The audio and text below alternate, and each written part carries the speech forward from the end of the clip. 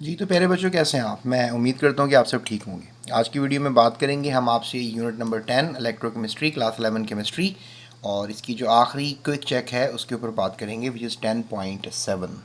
So welcome to GS academy YouTube channel.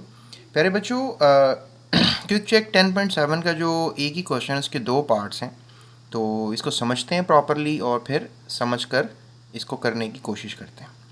Explain the following keeping in view the standard electrode potential values. आपको पता है एक table जो है वो दिया गया है जिसमें हमने सारे एलिमेंट्स की जो है स्टैंडर्ड इलेक्ट्रोड वैल्यूज़ को जो है वो याद किया है। मैं आपको टेबल एक मरतबा फिर दिखा देता हूँ। तो बच्चों, ये हमारे पास टेबल है जिसमें आप देख सकते हो that is basically the electrode potential values. और हाइड्रोजन की जो है वो आपको पता है कि ज़ीरो काउंट की जाती है, और हाइड्रोजन से नीचे जिनकी हैं पॉजिटिव वैल्यूज़ हैं, और हाइड्रोजन के जो ऊपर जितनी भी वैल्यूज़ हैं they are basically the negative values. ठीक है, ये है पेज नंबर 229 पे। तो सवाल यहाँ पे जो है इसको हम कंटिन्यू करते हैं। यहाँ पे क्लोरीन गैस और फिर क्लोराइड आयन है जिसकी हमारे पास इलेक्ट्रोड पोटेंशियल की वैल्यू 1.36 है। ठीक है, और इसके अलावा ब्रोमीन मॉलिक्यूल और ब्रोमीड आयन की जो इलेक्ट्रोड पोटेंशियल वैल्यूज़ हैं वो यहाँ पर गिवन है, पॉजिटिव वैल्यूज़ हैं। उसके अलावा हमारे पास आयोडीन और आयोडाइड आयंस की जो हैं, आयोडीन मॉलिक्यूल आयोडाइड आयंस की वैल्यूज़ भी जो हैं पॉजिटिव 0.54 वोल्ट्स दी गई। अब ये जो वैल्यूज़ का कंपैरिजन दिया गया, ये हमें क्या इन्फॉर्मेशन दे रहा है? देखें, सबसे पहले क्वेश्चन किया जा रहा है the aqueous solution of iodine can be oxidised with bromide और आयोडाइड आयंस।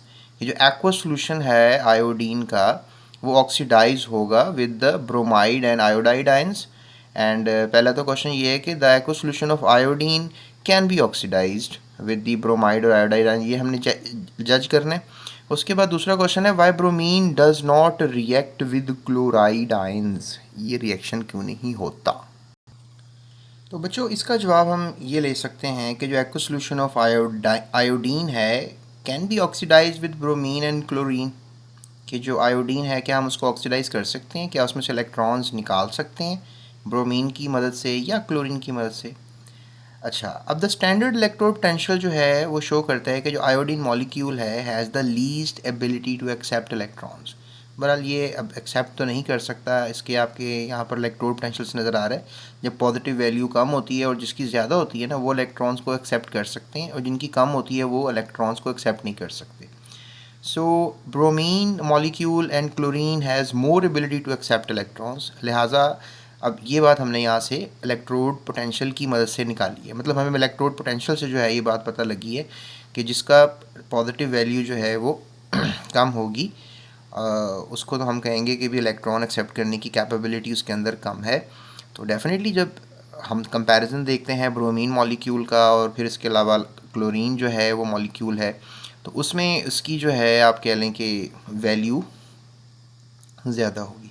सो यहाँ पर हमने क्या जवाब दे रहे हैं कि ब्रोमीन क्लोरीन एक्सेप्ट कर सकते हैं इलेक्ट्रॉन्स को from the iodide ions, hence iodine is oxidised. अब यहाँ पर अगर आप इन दोनों को कंपेयर करते हैं, लेट्स से दैट कि आप ब्रोमीन मॉलिक्यूल के सामने आयोडाइड आयंस रखते हैं, तो फिर ये आयोडाइड आयंस क्या करेंगे, अपने इलेक्ट्रॉन्स किसको दे देंगे, ब्रोमीन को दे देंगे, और ये ब्रोमाइड आयन में कन्वर्ट हो जाएगा और यहाँ से आयोडीन मॉलिक्यूल बन जाएगा।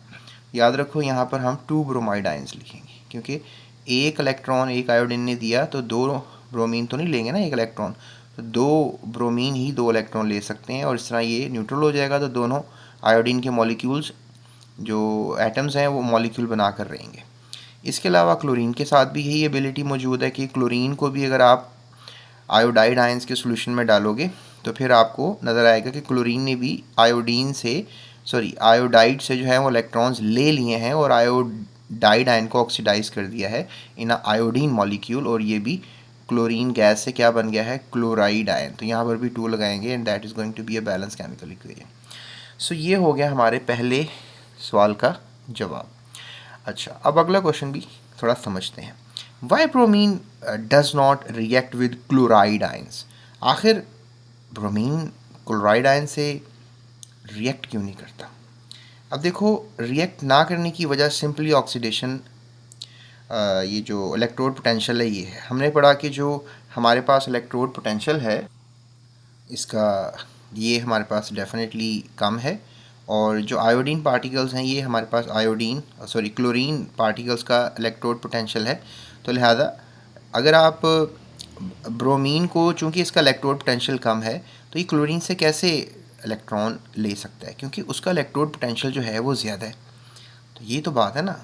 देखें ना, यहाँ पर इस ब्रोमीन ने आयोडाइड से क्यों ले लिए, क्योंकि इसका पोटेंशियल ज़्यादा था और इसका कम था। अब यहाँ पे इसका ज़्यादा है और इसका कम है, उल्टा हो गया ना, यहाँ तो रिएक्शन ही नहीं होगा। So it is because the standard reduction potential of chlorine is more than that of bromine molecule, hence the bromine cannot take electrons from the chloride ions. तो आई होप आपको ये भी क्यूरी समझ में आ गई होगी, and that was quite easy, and I hope so कि आपको आंसर भी याद हो गए होंगे। सो प्यारे बच्चों, अगर आप वीडियो देखेंगे तो देखो ना, आप थोड़ा सा टाइम स्पेंड करते हो, बात को समझते हो, तो आपको साथ ही क्वेश्चंस भी याद हो जाते हैं। मज़ीद वीडियोस के लिए अगर आप अगले चैप्टर को पढ़ना चाहते हो, डिस्क्रिप्शन में लिंक है, उस पर क्लिक करो तो अगले चैप्टर्स की सारी वीडियो मैंने सीरीज़ में लगाई हुई हैं। इसके अलावा अगर आप पिछली वीडियोस देखना चाहते हो पिछले चैप्टर की, तो कोई भी चैप्टर को देखना चाहते हो, या सिंपली आप लिखो, आई डोंट नो आप कौन सी देखना चाहते हो, let's say that quick check 3.1 देखना चाहते हो, तो आप यूट्यूब सर्च बार पर जो है वो क्विक चेक 3.1 लिखो और स्पेस GS Academy लिखो, तो आपको वो वीडियो यूट्यूब पर मिल जाएगी। ठीक है, या डिस्क्रिप्शन पे लिंक है, उसको क्लिक करो। और नोट्स चाहते हो या कोई ट्यूशन चाहते हो तो फिर दिए गए नंबर पर आप रब्ता कर सकते हो, और इस तरह से आपको ट्यूशन भी मिल जाएगी इंशाल्लाह। और सबसे बढ़कर अपना ख्याल रखना है, इस चैनल का भी ख्याल रखना है, और सब्सक्राइब लाजमी करना है आपने। सब्सक्राइब से मेरी एनर्जी बढ़ती है, और फिर इंशाल्लाह मैं आपके लिए और काम करता रहूँगा। So that's it, thank you so much. अगली वीडियो में मिलते हैं आपसे, तब तक के लिए अल्लाह हाफ़िज़।